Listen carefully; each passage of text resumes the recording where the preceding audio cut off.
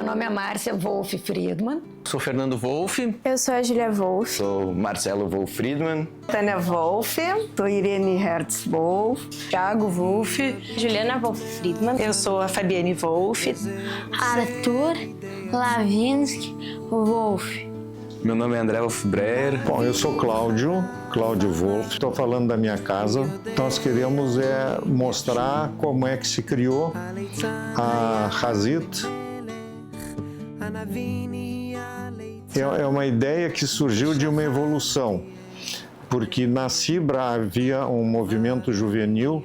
Ela foi fundada nos anos 30 e já na metade dos anos 40, fim dos anos 40, já havia um grupo juvenil e eu passei a participar dele pelos anos 50. O nome vamos dar à nossa juventude, vamos dar o nome de Cibra Juvenil. A gente editou, por exemplo, 2 revistas que levam o nome do movimento e que foram editadas, uma em 1956 e a outra em 57. Uma delas foi comemorativa aos 25 anos da Cibra. A Hazit surgiu dentro da Cibra por uma questão de evolução de um movimento juvenil que se chamava Cibra Juvenil, como é o nome dessa revista.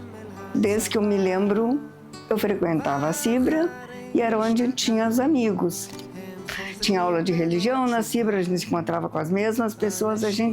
Desse grupo de aula de religião também se concretizou depois um grupo que se encontrava socialmente. A gente tinha pouco contato com pessoas que tinham estado em Israel. Roberto Meinrad, ele esteve aqui e pela primeira vez na minha vida eu vi que homens e mulheres dançavam de roda. E aquilo fez um sentimento geral assim de que a gente podia ter uma coisa mais ligada a outra coisa do que só nossas coisinhas sociais. Ia haver um seminário continental da Hazit Anor Droma Americana, quer dizer, da América do Sul, coisa da qual nós não tínhamos conhecimento na Cibra.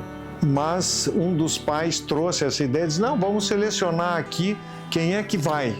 E ali nós nos juntamos e aí eu comecei a ter a ideia de que a Hazit do Rio de Janeiro, a Hazit de São Paulo, a Hazit em Montevidéu, que já era forte, e na época tinha a Hazit em Buenos Aires também. E tinha a Hazit no Paraguai, e tinha a Hazit na Bolívia, e tinha a Hazit no Peru, tinha representantes de todos esses lugares. Nós voltamos de lá, sabendo que era Hazit, e chegamos aqui em janeiro, fevereiro, e em março, abril, a gente fez uma reunião com a diretoria e disse, agora nós somos Hazit. A Hazit, para mim, foi um marco da minha vida, eu diria. Acho que me ensinou muito.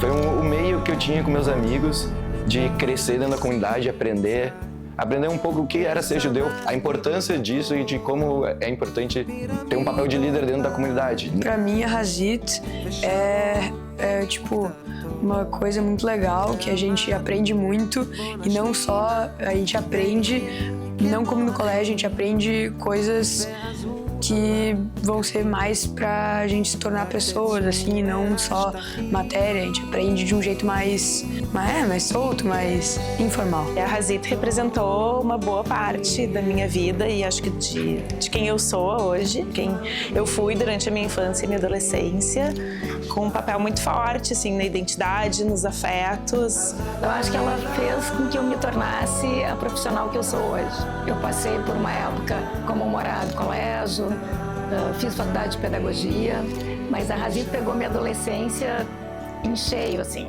dos 14 até pós-casada, eu era Hazit.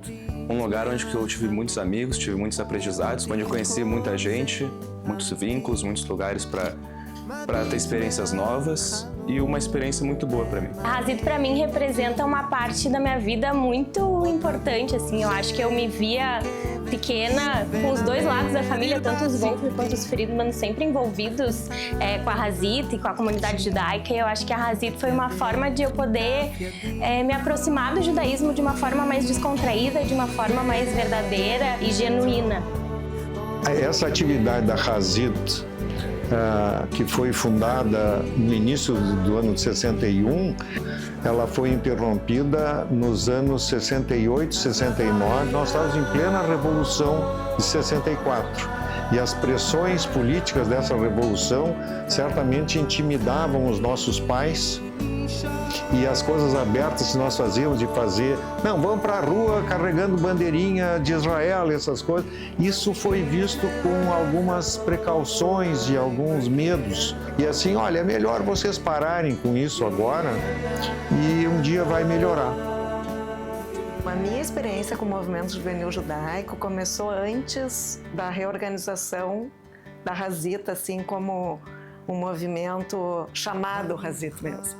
Era o movimento juvenil ligado à Sibra. Ali, depois de alguns anos que a gente estava frequentando com Mahanot e tal, parou de ter lideranças. E aí ficou um vácuo em Porto Alegre. E aí, os meus pais, junto com outras famílias, conheceram a CIP como um lugar, a Congregação Israelita Paulista, e lá eles tinham uma Hanot do movimento juvenil judaico deles. E aceitaram, então, umas gaúchas lá.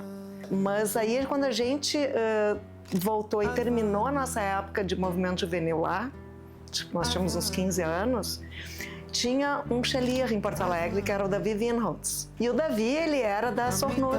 E eu acho que uma das missões que ele veio para Porto Alegre foi de poder criar novas lideranças judaicas. E durante um ano a gente foi tendo encontros e ele foi então fazendo a gente pensar se a gente queria ter um movimento juvenil. A gente começou a dizer que sim, aí começamos a conhecer vários movimentos juvenis, inclusive o Dror na época e tal.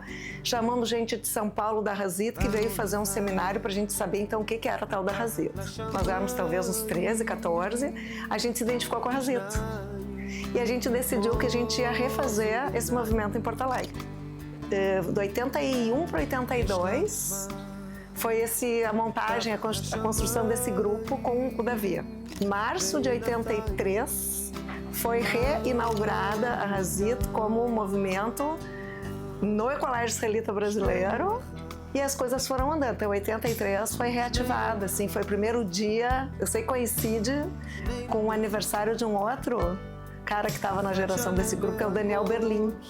Foi no dia do aniversário dele que a gente teve, então, o primeiro sábado de Hazit de novo em Porto Alegre. A gente estava brincando agora há pouco sobre crescer dentro da Hazit, né? Não foi exatamente uma opção, era vai para Hazit. Crescer dentro do movimento foi uma coisa muito natural. 15 anos estava sendo madrihá, então eu aprendi que tinha peulá, fui ler coisas para ter o que falar para minhas crianças. Ser madrihá foi uma coisa que eu amei ser. Foi muito legal crescer dentro da Tuná. Minhas irmãs eram madrihot, primeiro a Tânia, depois a Márcia entrou como madrihá também. Sabia que meus pais tinham sido madrihim também. Isso me dava também um apoio. Às vezes eu tinha medo de ir na Mahané, mas sabia que elas iam estar lá, então já dava um certo apoio. Para mim, Hazit, não tinha muita coisa assim. Sábado já era compromisso garantido. Vai ter arcadá de dança no campestre. Não, sábado não. Sábado é dia de Hazit, não pode ter nenhuma outra coisa. Daí passa arcadá para domingo. Era assim, fechava o pau, né? Um forte, assim, que no terceiro ano, assim, a gente tava estudando, era eu, Cláudio Gocho e o Claudinho Ur, né? A gente tava estudando pro vestibular.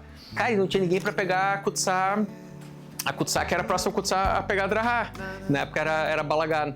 E daí a gente, então vamos pegar nós três juntos, a gente vai se reunir, vai fazer vamos fazer o Torrent todos os sábados adiantado, agora nas férias. E daí a gente depois só vai, daí não precisa se reunir durante a semana e a gente só vai dando nos sábados a coisa assim, né?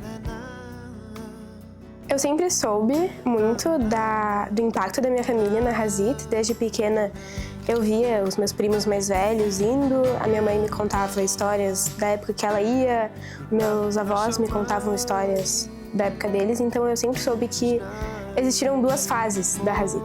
Descobri quando o vô escreveu num livro dos 40 anos.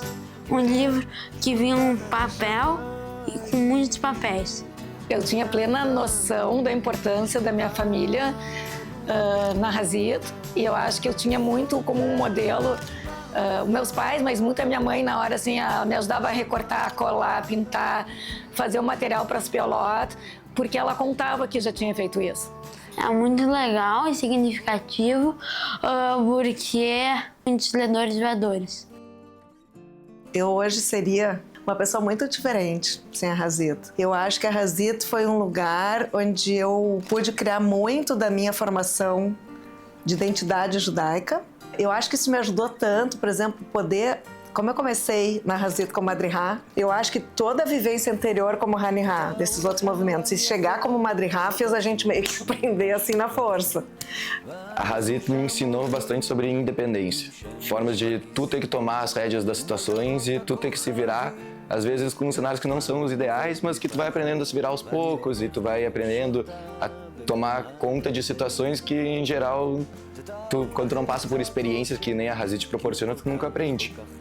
Porque os sábados de Hazit como um todo foram uma virada de chave pra mim, assim. Eu era uma criança bem patricinha, bem princesinha, bem fresquinha. Então eu acho que a Hazit me desafiava nesse lugar de poder sair da minha zona de conforto. E eu acho que as Mahanot mais ainda, né? Como Hanihá, eu acho que depois como Madrihá em outro formato. Estar fora de casa, estar com os meus amigos o tempo todo. Era um momento de imersão, assim, que tu entrava, parecia num universo paralelo. E eu acho que quando a gente é criança tem essa magia, assim. Eu tive muitos Madrihim muito bons, que eu acho que faziam a gente entrar naquela fantasia da Mahané. Tem várias coisas. O ensinar coisas quando a gente está mais perto em termos de idade faz muita diferença. Eu adorei ouvir os depoimentos de filhos e dos netos, coisas que eu nunca tinha escutado, mas eu achei muito bom. Foram vivências que moldaram as vidas deles.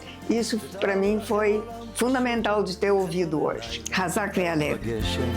וחוטטים לאים בטות ושנינו שיכורים אם ניפרד אני אמות היא לוחשת וגועשת תתארו לכם עוד הזדמנות לחזור פתאום לנעורים תתארו לכם עולם יפה היא בתוך החושך עולם פשוט תתארו לכם קצת אושר